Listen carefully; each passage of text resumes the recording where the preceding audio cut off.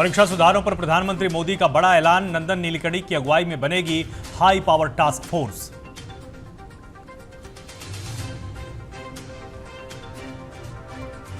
CJP के संस्थापक अभिजीत दिपके ने कहा, सरकार से बातचीत लगातार जारी, जल्द करूंगा अगली रणनीति का ऐलान।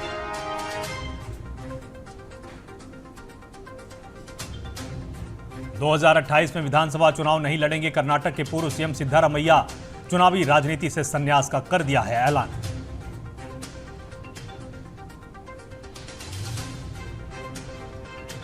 कॉमनवेल्थ गेम्स में मीराबाई चानू ने वेट लिफ्टिंग में जीता गोल्ड मेडल। प्रधानमंत्री नरेंद्र मोदी ने दी उनको बधाई।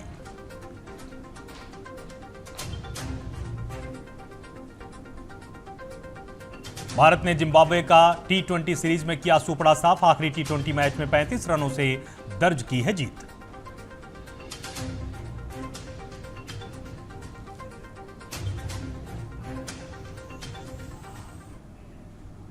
नमस्कार, आप देख रहे हैं टीएनपी न्यूज और मैं हूं आपके साथ आलोक शुक्ला। बुलेटिन की शुरुआत आज हम एक ऐसी खबर से करते हैं जिसने पूरे देश को खुशी से झूमने का अवसर दिया है। जी हां, ग्लासगो में चल रहे कॉमनवेल्थ गेम्स में भारत की star weight lifter Mirabai Chanu ने महिलाओं के 48 किलोग्राम वर्ग में गोल्ड मेडल जीतकर एक नया इतिहास रच दिया है। इस जीत के साथ ही उन्होंने कॉमनवेल्थ गेम्स में लगातार तीसरा गोल्ड मेडल जीतकर अपनी हैट्रिक पूरी की। इससे पहले मीराबाई चानू ने 2018 कॉमनवेल्थ गेम्स और 2022 कॉमनवेल्थ गेम्स में भी गोल्ड मेडल जीता था। प्रधानमंत्री नरेंद्र मोदी ने इस शानदार उपलब्धि के लिए उनको बधाई भी दी है। मैं बहुत ज्यादा खुश हूँ कि ये तीसरा गोल्ड मेडल दे पाई हूँ इंडिया के लिए और बहुत ज्यादा खुश हूँ। मेरा दिमाग में बहुत कुछ चल रहा था कि इस बार भी मैं मेडल दे तो पाऊंगी, पर मैं रिकॉर्ड भी कर पाएगी कि नहीं। बहुत सारी मेरे ऊपर प्रेशर भी थी इंडिया के पूरा फ्रेंड्स की वजह से, और मेरा पूरा इस बार सोच रहा था कि पूरा इंडियन वेट लिफ्टिंग टीम को अच्छा परफॉर्मेंस देने के लिए। तो मैं बहुत ज्यादा खुश हूँ कि मेरा थर्ड गोल है और मेरा फोर्थ मेडल है कॉमनवेल्थ गेम्स का। इससे और ज्यादा खुशी क्या हो सकता है। मैं बहुत ही ज्यादा खुश हूँ।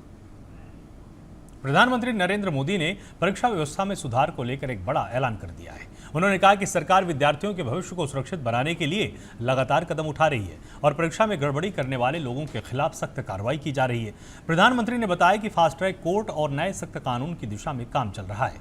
उन्होंने कहा कि परीक्षा प्रणाली को पारदर्शी, भरोसेमंद और आधुनिक तकनीक से लैस बनाया जाएगा। इसके लिए टेक्नोलॉजी विशेषज्ञ नंदन नीलेकणी की अध्यक्षता में एक हाई पावर टास्क फोर्स गठित की जाएगी जो परीक्षा सुधारों पर रिपोर्ट देगी। फ्रेंड्स, विद्यार्थियों के भविष्य के लिए भारत सरकार लगातार अनेकविध कदम उठा रही है। जिन लोगों ने विद्यार्थियों के भविष्य के साथ खिलवाड़ किया वे जेलों में सड़ रहे हैं। हमने फास्ट ट्रैक कोर्ट बना चुके हैं। हम कल पार्लियामेंट के अंदर भी कठोर कानूनों के प्रावधान के साथ नया कानून बनाने की दिशा में भी आगे बढ़ रहे हैं। लेकिन हमें भविष्य के लिए सोचना है। हमारी परीक्षा पद्धति विश्वस्त हो, हमारी परीक्षा पद्धति ट्रांसपेरेंट हो, हमारी परीक्षा पद्धति में सबसे ज्यादा अब टेक्नोलॉजी का उपयोग हो। इन सारी बातों को ध्यान में रखते हुए विश्व प्रसिद्ध टेक्नोलॉजी एक्सपर्ट श्रीमान नंदन नीलेकणी जी के नेतृत्व में एक हाई पावर टास्क फोर्स बनाने का निर्णय किया है जो एग्जामिनेशन रिफॉर्म की तरफ फोकस करेगा और जल्द से जल्द आने वाली परीक्षाओं की विश्वसनीयता को सुनिश्चित करने का काम इसके रिपोर्ट के आधार पर कर दिया जाएगा। बहुत बहुत धन्यवाद। कॉकरोच जनता पार्टी के संस्थापक अभिजीत दिपके ने कहा कि संगठन जल्द ही अपनी अगली रणनीति की घोषणा करेगा। उन्होंने कहा कि हाल ही में आंदोलन समाप्त हुआ है, इसलिए आगे की योजना पर काम किया जा रहा है। पंजाब में पेपर लीक के मुद्दे पर उन्होंने कहा कि पार्टी इस विषय पर भी जल्द अपनी रणनीति साझा करेगी। सरकार के साथ बातचीत को लेकर दिपके ने बताया कि छात्रों पर दर्ज मामलों को लेकर चर्चा जारी है। उन्होंने मांग की कि आंदोलन में शामिल किसी भी छात्र के खिलाफ कोई आपराधिक मामला दर्ज नहीं होना चाहिए। प्रोटेस्ट खत्म हो चुका है, आगे की क्या रणनीति? आगे की रणनीति हम बताएंगे, जल्दी बताएंगे। कल ही तो खत्म हुआ है, थोड़ा तो हमें टाइम दे दीजिए। बिल्कुल सर। यस। और पंजाब पेपर लीक को लेकर कुछ कहेंगे सर? उस पर भी करेंगे, हम बोलेंगे, हम उसी के पर प्लानिंग कर रहे हैं अभी।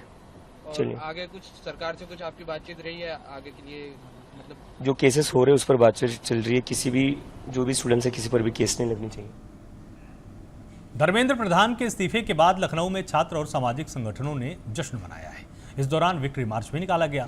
छात्र हाथों में तिरंगा, पोस्टर और बैनर लेकर पहुंचे। मार्च में समाजवादी छात्र सभा, एनएसयूआई, आइसा, एसएफआई और लखनऊ विश्वविद्यालय के छात्र इसमें शामिल हुए। एनएसयूआई के प्रदेश उपाध्यक्ष अहमद ने कहा कि ये छात्र शक्ति की जीत है। उन्होंने दावा किया कि छात्रों के आंदोलन ने पूरे देश में अपनी आवाज को बुलंद किया है।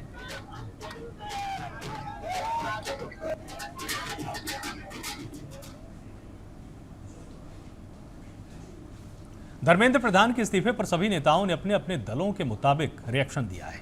बीजेपी सांसद मनोज तिवारी ने पंजाब में पेपर लीक का मुद्दा उठाकर केजरीवाल को घेरा, तो वहीं केंद्रीय मंत्री चिराग पासवान ने कहा कि धर्मेंद्र प्रधान के इस्तीफे से समस्या का समाधान नहीं होगा। इसके लिए पूरे सिस्टम में कहां कहां खामियां हैं, उस ओर मिलकर काम करने की जरूरत है। वहीं तेजस्वी यादव ने धर्मेंद्र प्रधान के इस्तीफे को युवाओं की जीत बता दिया है। बार जो है छात्रों के भविष्य के साथ खिलवाड़ हुआ है। हम लोगों ने कई एक बार जो है, चाहे बीपीएससी में पेपर लीक का मामला आया हो, चाहे नीट में पेपर लीक का मामला आया हो, जैसे पूर्व में भी पुलिस बहाली को लेकर के जिस हिसाब से बिहार में पेपर लीक हुआ, हम लोगों ने हर बार जो है आवाज़ उठाया। लेकिन मौजूदा सरकार जो है कोई भी बात जो है या संवाद छात्रों से आज तक नहीं किया। जो छात्र अपने भविष्य के लिए, जो लोग सड़क पे थे, जो लोग इस आंदोलन में शामिल थे, हम सभी छात्रों को सैल्यूट करते हैं। और बिहार जो है, जिस प्रकार से खास तौर पे बिहार में जिस हिसाब से बिहारी छात्रों ने बिहार के हर एक जिला में प्रदर्शन किया, क्योंकि सबसे ज़्यादा सफ़र अगर कोई हुआ है तो बिहार के छात्र हुए हैं। बेरोजगारी इतनी है, लोग तैयारी करते हैं और लोगों को इंसाफ नहीं मिल पाता है। तो ये छात्रों की जो है जीत हुई है, सत्य की जीत हुई है। पंजाब में पेपर लीक हो गया है और पंजाब के पेपर लीक पे जब कल मनीष सिसोदिया जी से सवाल पूछा गया तो वो बिल्कुल उस पर कुछ बोलने को तैयार नहीं हुए। यहां तक समाचार, अभी वीडियो तक आ गए कि पंजाब में उन छात्रों पर लाठियां बरसाई जा रही हैं जो पंजाब के इस पेपर लीक में न्याय मांग रहे हैं। कल एक और दृश्य हमने देखा जब ये सीजेपी के जो हमारे साथी हैं उनसे जब कहा गया तो वो इस मुद्दे पर भी वो चुप्पी साधते हुए दिखे। मेरा मानना है इस देश में सबकी अकाउंटेबिलिटी एक समान फिक्स होनी चाहिए और पंजाब के मामले में भी न्याय होना चाहिए। में कोई एक व्यक्ति के इस्तीफा देने से इन चीजों का समाधान होगा, मैं नहीं मानता। मैं मानता हूं कि इसमें एक व्यापक तरीके से पूरे सिस्टम में ओवरऑल कहां पे लैप्स हैं उसको हम लोग को कलेक्टिवली मिलकर, जिसमें विपक्ष की भी एक अहम भूमिका है, साथ मिलकर हम लोग को काम करने की जरूरत है। हैविंग सेड दैट, जब तक हम लोग उस पर कार्य करते हैं तब तक अगर एक आबादी ये मानती है कि संभवतः उनके इस्तीफा देने से इनकी भावनाएं जो आहत हुई हैं उसको कहीं ना कहीं शांति मिलेगी, तो उनकी भावना को सम्मान देने का काम, युवा वर्ग की भावना को सम्मान देने का काम मेरे प्रधानमंत्री जी के द्वारा किया गया। नैतिक जिम्मेदारी लेते हुए स्वयं आदरणीय धर्मेंद्र प्रधान जी ने स्टेप डाउन करने का ये फैसला लिया।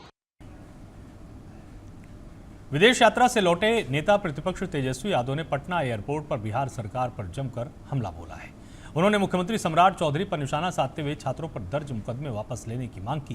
तेजस्वी ने चेतावनी दी कि अगर छात्रों पर दर्ज केस वापस नहीं लिए गए तो बड़ा आंदोलन किया जाएगा। उन्होंने आरोप लगाया कि प्रदर्शन कर रहे छात्रों पर लाठीचार्ज, गिरफ्तारी और एफआईआर दर्ज कर सरकार उनकी आवाज दबा रही है। मुख्यमंत्री ना उसके चेहरे पर वोट मिला, ना उसके काम पर वोट मिला, जो सड़क छाप गुंडा है, जिसपे खुद 7-7 हत्या के मुकदमे हैं, दुर्भाग्य है कि पुलिस को भी गुंडा बनाने का काम किया गया। कल AK-47 जो है छात्रों पर जो है चलाई, 3 जो सीवान के जो छात्र हैं वो घायल, और हर जगह से ये खबरें आ रही है कि बिहार में अलग अलग जिलों में जो है पुलिस ने गलत तरीके से जो है कार्रवाई की है, लोगों पर लाठियां बरसाई है, लोगों पर फर्जी मुकदमा किया है। तो हम कहना चाहेंगे कि कल तक अगर यहाँ नहीं करोगे तो हम लोग एक बड़ा आंदोलन करेंगे, और ये सरकार को हम बताना चाहिए कि सरकार में जितना खास तौर पे बिहार। धर्मेंद्र प्रधान के इस्तीफे को लेकर जारी राजनीतिक बहस के बीच महाराष्ट्र सरकार के मंत्री छगन भुजबल ने अपनी प्रतिक्रिया दी है। उन्होंने कहा कि यह फैसला पहले हो जाना चाहिए था। उन्होंने ये भी कहा कि छात्रों और अभिभावकों का शिक्षा व्यवस्था पर भरोसा बनाए रखना हम सबकी और सरकार की जिम्मेदारी है। अगर समय पर फैसला लिया जाता तो स्थिति अलग हो सकती थी। इसके बारे में अगर इसके पहले जल्दी होता तो शायद बहुत सारा जो बाद में जो है लाठीचार्ज, वहाँ का उद्रेक और दुनिया भर में जो है ये सारी चीजें गई, वो शायद नहीं जाते। तो जो इस्तीफा उन्होंने दिया कल, तो अगर 15-20 दिन पहले ही दे देते, उससे भी ज्यादा इम्पोर्टेंट ये था 2-4 दिनों के बाद अगर वो बैठे हैं तो कोई तो भी जो है सीनियर लोग जाके वहाँ चर्चा भी कर लेते हैं। मगर सोनम वांगचुक जो है वो 26 दिन तक उनको भी अनशन करना पड़ा। इन सारी चीजों का जो है एक उद्रेक, एक गुस्सा, क्रोध जो है लोगों में दिखाई दिया। लोकसभा में नेता प्रतिपक्ष राहुल गांधी ने केंद्रीय गृह मंत्री अमित शाह को पत्र लिखकर 20 जुलाई को दिल्ली में छात्र प्रदर्शन के दौरान हुई पुलिस कार्रवाई पर जवाब मांगा है। उन्होंने पूछा कि छात्रों पर बल प्रयोग, लाठीचार्ज, आंसू गैस और पैलेट गन के इस्तेमाल की मंजूरी किसने दी। राहुल गांधी ने आरोप लगाया कि शांतिपूर्ण प्रदर्शन कर रहे छात्रों के खिलाफ अंधाधुंध बल प्रयोग किया गया। उन्होंने पूरे मामले की निष्पक्ष जांच कर जिम्मेदार अधिकारियों की जवाबदेही तय करने और उचित कार्रवाई की मांग की है।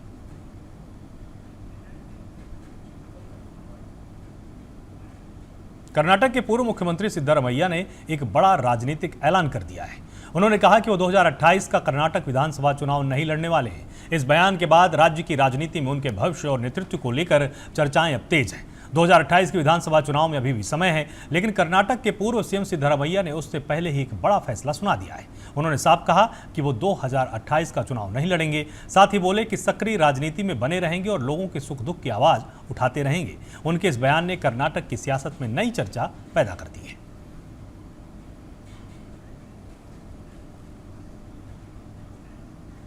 केंद्रीय मंत्री प्रहलाद जोशी ने केंद्रीय शिक्षा मंत्री का अतिरिक्त कार्यभार संभाल लिया। उन्होंने शिक्षा मंत्रालय पहुंचकर अधिकारियों के साथ समीक्षा बैठक की और मंत्रालय की योजनाओं और मौजूदा कामकाज की जानकारी ली है। जोशी के पास शिक्षा मंत्रालय के साथ उनका मौजूदा मंत्रालय भी रहेगा।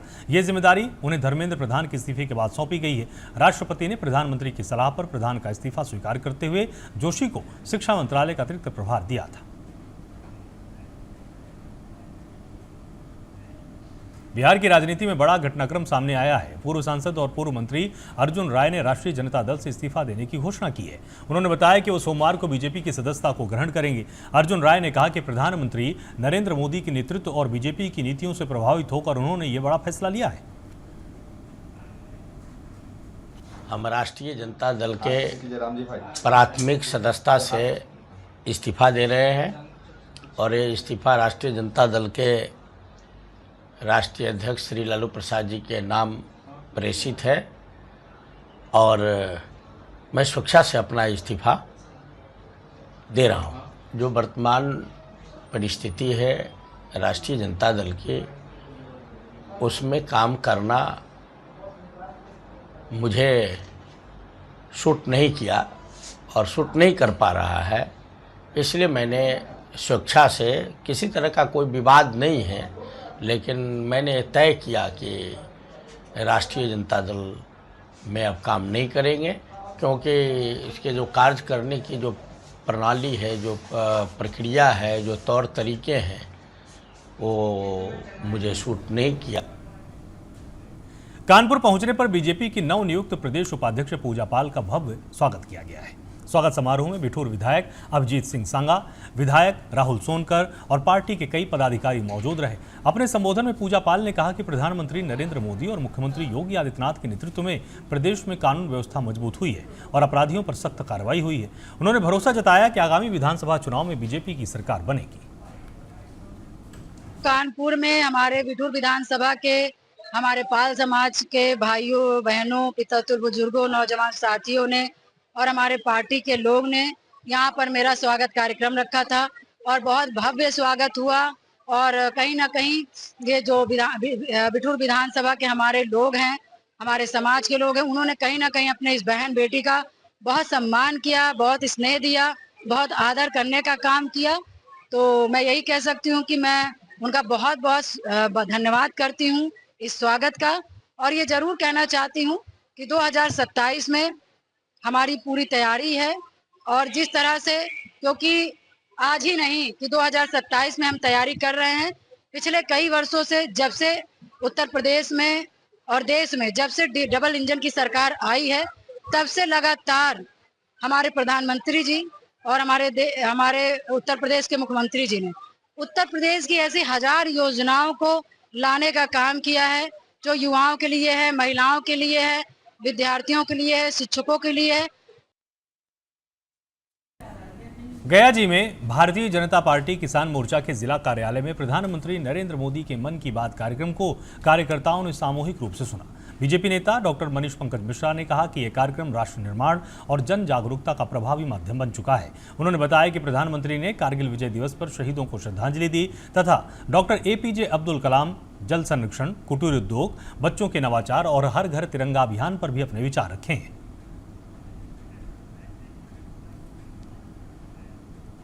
मुख्यमंत्री योगी आदित्यनाथ पर अभद्र टिप्पणी को लेकर सनातन रक्षक संघ ने ज्योतिर्मठ पीठ के शंकराचार्य स्वामी अभिमुक्तेश्वरानंद सरस्वती को कानूनी नोटिस भेज दिया है। संघ के राष्ट्रीय अध्यक्ष मुकुंद माधव त्रिपाठी ने बताया कि वरिष्ठ अधिवक्ता के जरिए नोटिस भेजा गया है और 15 दिनों में जवाब देने को कहा गया है। उनका आरोप है कि टिप्पणी से करोड़ों लोगों की भावनाएं आहत हुई हैं। मुक्तेश्वरानंद मौलाना, जिसने परम पूज्य योगी आदित्यनाथ जी महाराज को अपने गौवेष्ट कार्यक्रम के दौरान कहा था कि योगी आदित्यनाथ मीट के सबसे बड़े व्यवसायी हैं। दूसरा, उसने बोला कि योगी आदित्यनाथ कसाई हैं। तीसरा, उसका ही बयान था कि योगी आदित्यनाथ औरंगजेब हुमायूं हैं। तो मैं एक ही बात कहना चाहता हूँ, अभी मुक्तेश्वरानंद ने जिस तरह की भाषा का प्रयोग गोरक्ष पीठाधीश्वर हिंदू हृदय सम्राट परम पूज्य योगी आदित्यनाथ जी की महाराज के लिए किया है, हम उसको कतई बर्दाश्त नहीं कर सकते हैं। इस कारणवश हम रोष में और गुस्से से हमें और अभिमुक्तेश्वरानंद जी जो अपने आप को संत कहते हैं और अपने आप को हिंदू धर्म के सबसे उच्च पद के लिए कहते हैं कि हम इनके द्वारा एक दूसरे संत को, जबकि एक संत कभी दूसरे संत का अपमान नहीं कर सकता है। इससे तो स्पष्ट है कि स्वामी अभिमुक्तेश्वरानंद वो संत नहीं है, क्योंकि अगर इतनी घृणा अगर किसी संत में भरा है तो संत नहीं हो सकता। आप ये कह रहे हैं कि योगी जी जो एक संत हैं वो एक मांस के व्यापारी हैं और हर मांस में उनका 50% शेयर है, जिसका वीडियो हम लोगों को हमारे माननीय अध्यक्ष जी के द्वारा हमें प्राप्त हुआ है। कानपुर पुलिस ने बड़ी वारदात की साजिश को नाकाम करते हुए 4 शातिर अपराधियों को गिरफ्तार किया है। चेकिंग के दौरान पुलिस ने संदिग्ध वाहन की चेकिंग की और 4 बदमाशों को गिरफ्तार किया, जबकि 2 आरोपी मौके से फरार हो गए। पुलिस ने आरोपियों के पास से एक तमंचा, जिंदा कारतूस, ब्लेड और वारदात में इस्तेमाल होने वाली स्कॉर्पियो बरामद की है। पुलिस का कहना है कि सभी बदमाश किसी बड़ी वारदात की योजना बनाकर कानपुर आए थे। पुलिस फरार बदमाशों की तलाश में छापा भी मार रही है। तारीख को पूरे जनपद में सघन नाकेबंदी कर सघन चेकिंग का अभियान चलाया जा रहा था। उसी दौरान हमारी टीम जो कोहना की टीम थी चेकिंग कर रही थी, उसको सूचना मिली कि एक गाड़ी है संदिग्ध स्कॉर्पियो, जिसमें कुछ लोग अपराध के इरादे से कानपुर में आ रहे हैं। तो उस पे फोकस किया गया और कोहना के गंगा बैराज पे चेकिंग चल रही थी, वहाँ पर उस गाड़ी को संदिग्ध गाड़ी दिखी, उसको रोकने का प्रयास किया, फिर वो वहाँ पर नहीं रुकी। आगे सूचना की गई। करबला पे फिर चेकिंग हो रही थी, वहाँ पूर्ण नाकेबंदी कर उस गाड़ी को रोका गया। गाड़ी में 6 लोग थे, जिसमें 2 मौके पे पकड़ लिए गए और 4 उस समय भाग गए थे। फिर अमरोहा पुलिस और सर्विलांस सेल और एसओजी टीम ने संयुक्त कार्रवाई कर 10 साल से फरार चल रहे 25,000 रुपए के इनामी आरोपी सोनू को गिरफ्तार किया है। आरोपी पर साल 2016 में नाबालिग के अपहरण का मामला दर्ज किया गया था। गिरफ्तारी से बचने पर उसके खिलाफ कुर्की की कार्रवाई भी हुई थी। आज दिनांक 26 जुलाई को अपराध और अपराधियों के विरुद्ध चलाए जा रहे अभियान के क्रम में थाना बछराइयों पुलिस, एसओजी और सर्वेलेंस की संयुक्त टीम के द्वारा पिछले 10 वर्ष से फरार चल रहे अपराधी अभियुक्त सोनू पुत्र राम कुंवर निवासी ग्राम चौखट थाना बछराइयों को सफलतापूर्वक गिरफ्तार कर लिया गया है।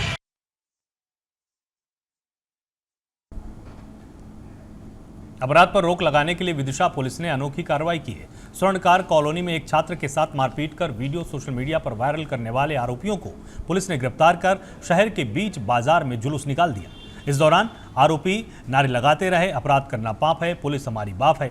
एसपी रोहित काशवानी के निर्देश पर पुलिस ने वायरल वीडियो के आधार पर ही कार्रवाई की है। पिछले दिनों एक वीडियो वायरल हुई थी जिसमें एक छात्र को दो लोग मार रहे थे और उस पर पुलिस ने तत्काल कार्रवाई करते हुए एफआईआर पंजीबद्ध की और मुख्य आरोपी उसमें पृथ्वीराज राठौर और लोजनिक थे, दोनों को पकड़ा है और दोनों के विरुद्ध प्रतिबंधात्मक कार्रवाई की कर उनको जेल भेजा गया है। सर, जो कोचिंग इंस्टॉल रहती है वहाँ पर आक्रामक तत्व खड़े रहते हैं।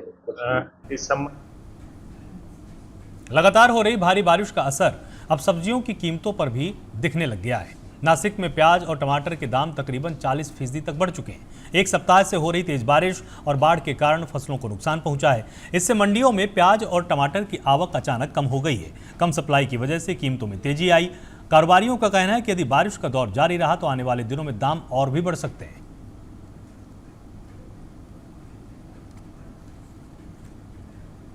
फिलहाल के लिए इतना ही। आप लगातार जुड़े रहिए टीएनपी न्यूज के साथ। नमस्कार।